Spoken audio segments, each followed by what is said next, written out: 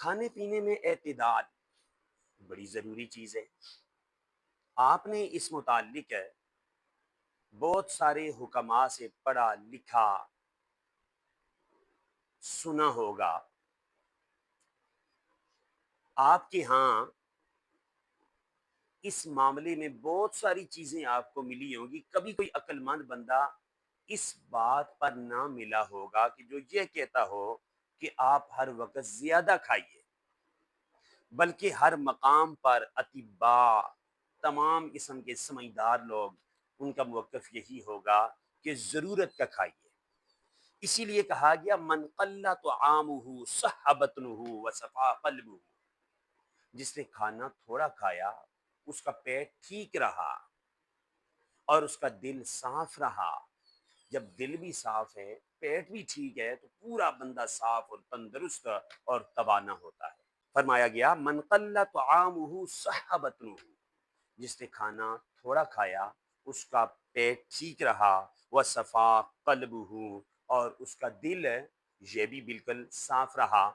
اس کے ساتھ ساتھ صحت الجسم فی قلت الطعام، صحت الجسم فی قلت الطعام، جسم کی صحت کم کھانے کے اندر ہے۔ تھوڑا کھانے میں جسم کی صحت ہے، اور زیادہ کھانے میں وہی کھانا آپ کے لیے بیمار اور وبال بن کر جسم میں زہر بن جاتا ہے۔ صحت الجسم فی قلت الطعام، جسم کی صحت کم کھانا کھانے میں ہے۔